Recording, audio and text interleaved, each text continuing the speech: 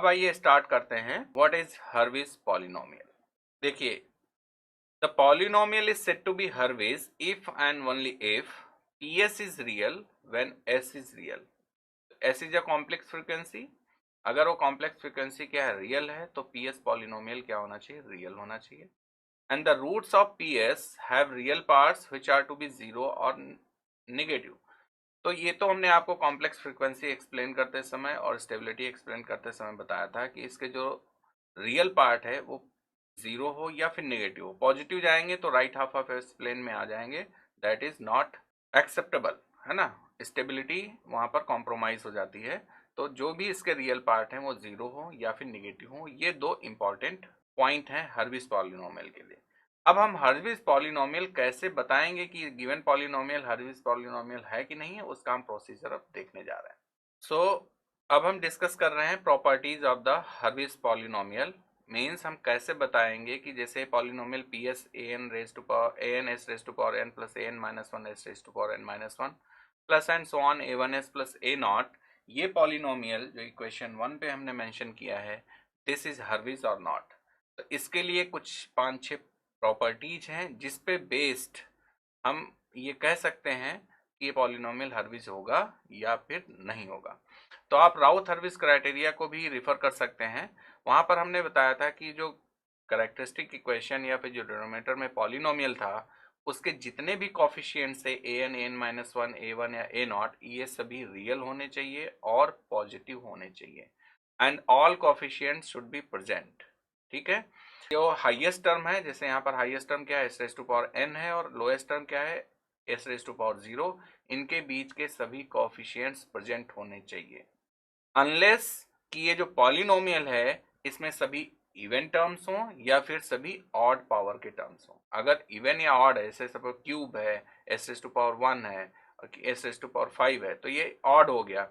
या S four है, S square है, एस पावर जीरो है, तो ये इवन हो गया। तो या तो इवन हो या फिर ऑड हो। अगर इवन ऑड का कॉम्बिनेशन है तो उस केस में सभी कॉफिशिएंट्स पॉजिटिव होने चाहिए, सभी कॉफिशिएंट्स प्रेजेंट होने चाहिए।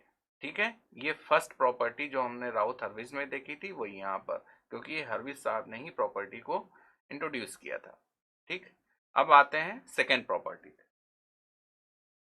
सेकेंड प्रॉपर्टी है, जैसे पॉलिनोमियल इक्वेशन 1 में जो हमने मेंशन किया है, इसमें दो पार्ट होंगे, एक इवन पार्ट होगा, एक ऑड पार्ट होगा।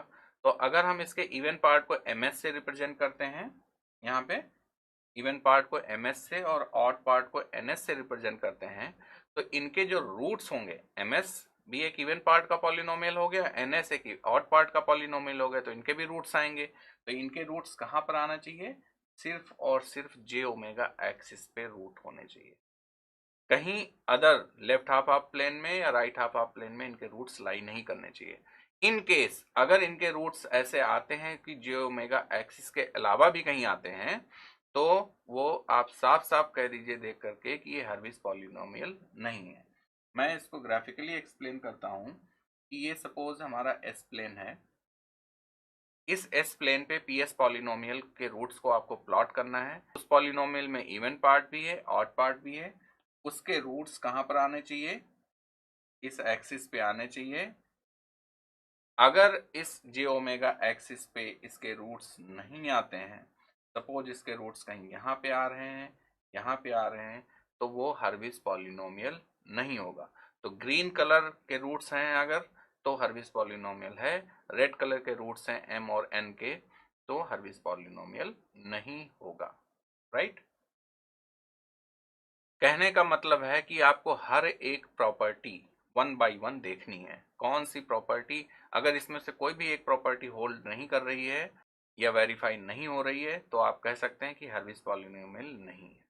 थर्ड प्रॉपर्टी इज, अगर सपोज पॉलिनोमियल या तो इवन है या फिर ऑड है, कॉम्बिनेशन नहीं है, या तो इवन है या ऑड है, तब भी उसके रूट्स जे ओमेगा एक्सिस पे होने चाहिए और ओरिजिन पे भी हो सकते हैं। तो अभी हमने ओरिजिन पे भी ड्रॉ कर दिया, उसके रूट्स ओरिजिन पे भी हो सकते हैं। ठीक है।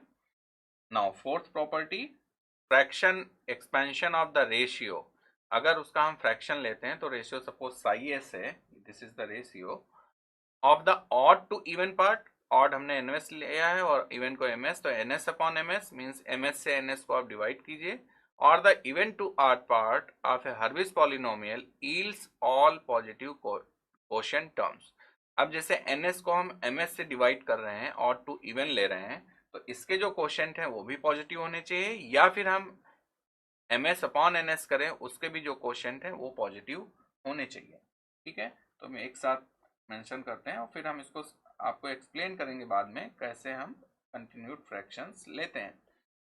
तो जैसे QNS है, Q1S, तो Q1 इज अ कोशेंट, ये पॉजिटिव होना चाहिए, निगेटिव नहीं आना चाहिए। ठीक है, प्लस कुछ ऐसा भी आ सकता है। ठीक है, तो ये कंटिन्यूड फ्रैक्शन है, तो इसमें जो Q1, Q2, Q3, Q4 या Qn है, ये सभी क्या होने चाहिए, पॉजिटिव, मीन्स Qi जो है ये पॉजिटिव होने चाहिए। अगर इसमें से कोई भी एक Q नेगेटिव आ गया, क्वोशिएंट नेगेटिव आ गया, तो आप डायरेक्टली कहेंगे वो हर्विज पॉलिनोमियल नहीं है। अब ये पॉजिटिव तभी आएंगे जब आप कहेंगे if PS polynomial is Hurwitz, या फिर इसका उल्टा, if all the quotients in continued fractions are positive then PS Hurwitz होगा। लेकिन इसके साथ साथ ऊपर वाली प्रॉपर्टीज भी ट्रू होनी चाहिए। ऐसा नहीं है कि आप एक इंडिविजुअल प्रॉपर्टी को लेके नहीं कह सकते कि ये पॉलिनोमियल हर्विज होगा। ठीक है, next property is if PS जो इक्वेशन 1 में ने लिया पॉलिनोमियल दैट इज हर्विज पॉलिनोमियल, और एक मल्टीप्लिकेटिव फैक्टर है that is WS। Multiplicative factor कहाँ से आता है हम देखेंगे जब हम प्रॉब्लम्स एग्जांपल सॉल्व करेंगे। तो P1S कोई एक अनदर पॉलिनोमियल जो कि P1S है equals to PS dot WS, means PS को अगर हम WS से मल्टीप्लाई करेंगे एक नया पॉलिनोमियल मिलेगा, वो भी हर्विज होगा इफ WS इज हर्विज पॉलिनोमियल। देखिए PS को तो हमने कहा कि ये हर्विज पॉलिनोमियल है, तो P1S भी हर्विज पॉलिनोमियल होगा कब, जब WS हर्विज हो। ठीक है, और हर्विज पॉलिनोमियल सॉल्व करने के लिए ऊपर की प्रॉपर्टीज तो वैलिड होनी ही चाहिए। अभी आपको इस स्टेज पे आके लग रहा होगा कि ये सब क्या चल रहा है।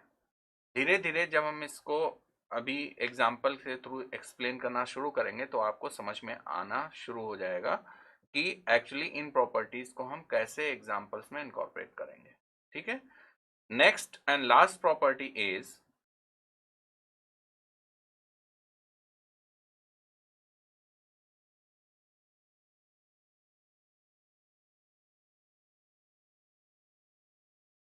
द लास्ट प्रॉपर्टी इज, देखिए अगर कोई पॉलिनोमियल है, नॉर्मल पॉलिनोमियल है जिसमें इवन और ऑड पार्ट दोनों हैं, तो ऊपर की प्रॉपर्टीज वैलिड है।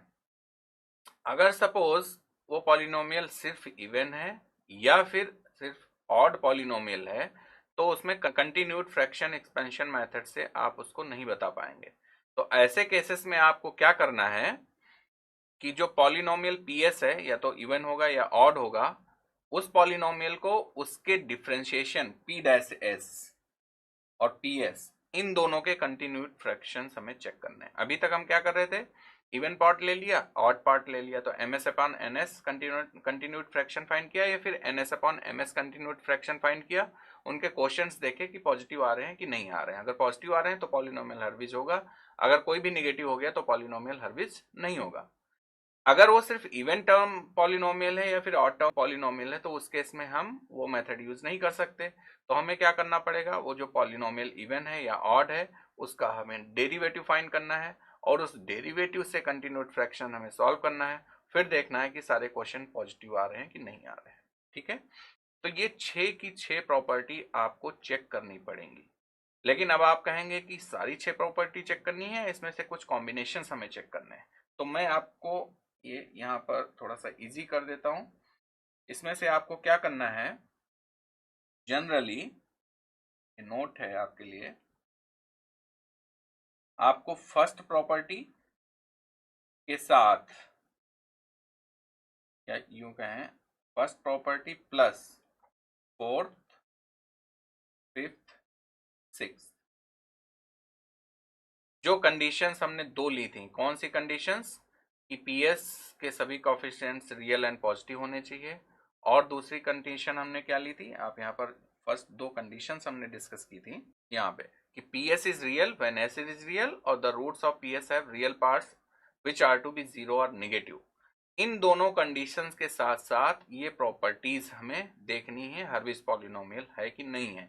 तो उसके लिए आपको क्या करना है, इन दोनों कंडीशंस के लिए जनरली आपको लेना पड़ेगा कि फर्स्ट प्रॉपर्टी तो कंसीडर ही करनी है, साथ साथ आपको 4, 5 और 6 ये चेक करना पड़ेगा फॉर कंडीशंस एंड 1 एंड 2 के लिए।